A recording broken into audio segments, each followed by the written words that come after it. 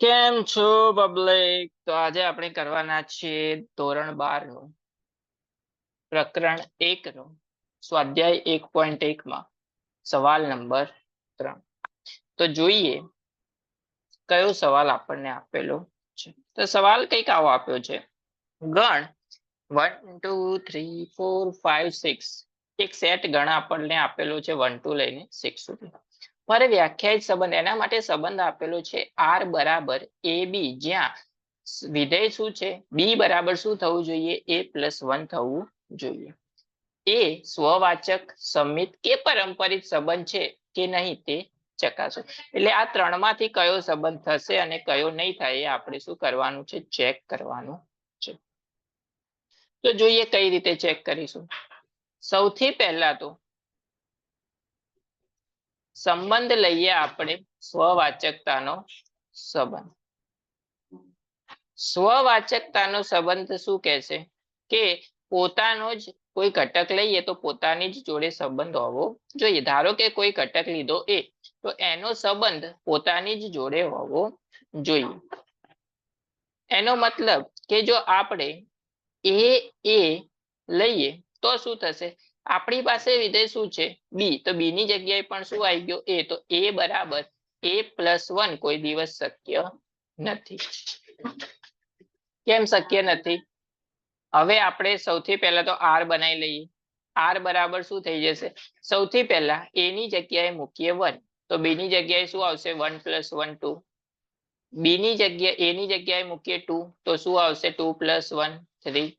એ જ રીતે 3 મૂકીએ તો 3 + 1 4, 4 મૂકીએ તો 4 + 1 5, અને જો 5 મૂકીએ તો 5 + 1 6. 6 મૂકીએ તો શું થઈ જશે 6 + 1 7, પણ 7 આપણા ઘટકમાં નથી એટલા માટે એ આવશે નહીં. તો જુઓ a ≠ a + 1 આપણે લખી શકીએ, therefore does not belongs to R. બીજી રીતે લખવું હોય તો કઈ રીતે લખાય કે પોતાનો જ સંબંધ પોતાની જોડે, તો આપણે કોઈ ઘટક લઈ લઈએ 1. 1 1 belongs to R થવો જોઈએ, પણ નથી. જુઓ R સંબંધમાં એ નથી એટલા માટે એ સ્વવાચક સંબંધ થશે નહીં. ચલો એના પછી બીજી વસ્તુ જોઈએ. બીજી વસ્તુ છે આપણે સમિતતાનો સંબંધ. સમિતતાનો સંબંધ શું કહે છે કે જો a નો સંબંધ બી જોડે હોય તો બી નો સંબંધ પણ એ જોડે થવો જોઈએ.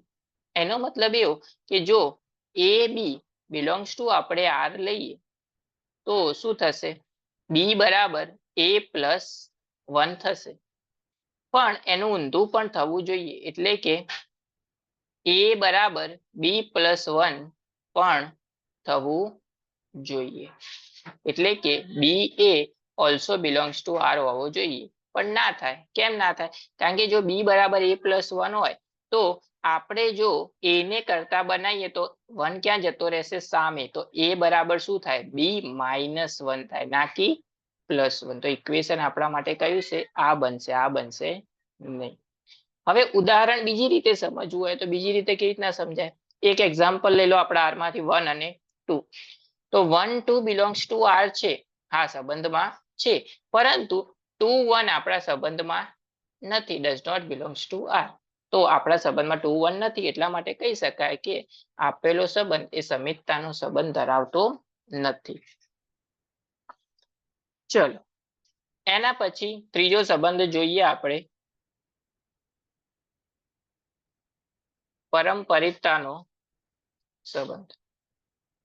પરંપરિતતાનો સંબંધ શું કહે છે કે જો a નો સંબંધ b જોડે હોય અને b નો સંબંધ જો c જોડે હોય તો a નો સંબંધ ડાયરેક્ટ જ c જોડે થવો જોઈએ. ચલો ઉદાહરણ લઈને સમજીએ. અહીંયા a b માટે લઈએ તો a b belongs to R લઈએ સંબંધમાં, તો એના માટે ઇક્વેશન શું આપેલું છે, b બરાબર a + 1. હવે જો આપણે b અને c વચ્ચે સંબંધ લઈએ belongs to R, તો a ની જગ્યાએ શું આવી જશે, b, અને b ની જગ્યાએ શું આવી જશે, c. તો ઇક્વેશન શું થશે, c બરાબર શું થશે, b + 1. હવે આ b ની જે કિંમત હતી અહીંયા મૂકી દઈએ તો c બરાબર શું થાય, a + 1 + 1. તો a પ્લસ શું થઈ ગયું 2. અહીંયા c બરાબર શું મળ્યું આપણને, a + 1. પણ આપણે તો જોઈએ શું, a + 1, તો અહીંયા આ વસ્તુ કેવી થઈ? ખોટી થઈ. ચલો આમાંથી ઉદાહરણ લઈને સમજીએ તો પણ આપણે કરી શકાય. આ ફર્સ્ટ રીત છે, બંને રીતમાંથી કોઈ પણ તમે કરી શકો. ચલો બીજું લઈએ કે 1 2 બિલોંગ્સ ટુ આર, એટલે આપણા સંબંધમાં છે. 2 1 2 3 પણ આપણા સંબંધમાં છે. એનો મતલબ એવો થયો કે 1 અને 3 પણ આપણા સંબંધમાં હોવો જોઈએ. 1 3 ઓલ્સો બિલોંગ્સ ટુ આર, પણ જુઓ 1 3 આપણા સંબંધમાં નથી, does not belongs to our. એટલા માટે આ પરંપરિતતાનો સંબંધ થતો નથી. આ બંનેમાંથી કોઈ પણ રીત તમે લખી શકો. તો સૌથી પહેલા તો શું કર્યું આપણે? આર તૈયાર કર્યો. ડાયરેક્ટ કરવું હોય તો ડાયરેક્ટ પણ કરી શકાય. એ તો A not equal to always a plus 1, તો એ સંબંધમાં નહીં હોય. ઉદાહરણ લીધું તો 1 1 બિલોંગ્સ ટુ આર. એ જ રીતે એ બી માટે ડાયરેક્ટ કર્યું. પહેલા તો 1 સામે જશે તો શું થશે? -1 થાય, નાકી +1 થાય, તો એ સમિત થશે નહીં. ઉદાહરણ લઈને જોયું 1 2 ઉલટું 2 1 આપણા સંબંધમાં નથી. એના પછી પરંપરિત માટે એ બી અને બી સી, તો એ સી પણ આપણા સંબંધમાં હોવો જોઈએ. તો ના થાય, કારણ કે એ પ્લસ શું થઈ જશે? 2. બી ની કિંમત આપણે સી માં મૂકીએ તો શું થાય? a plus 2, નાકી 1. ઉદાહરણ લઈએ તો પણ આપણે અહીંયા ઉદાહરણ રીતે પણ સમજ્યું. તો ત્રણેયમાંથી કોઈ પણ સંબંધ અહીંયા સાબિત થતો નથી.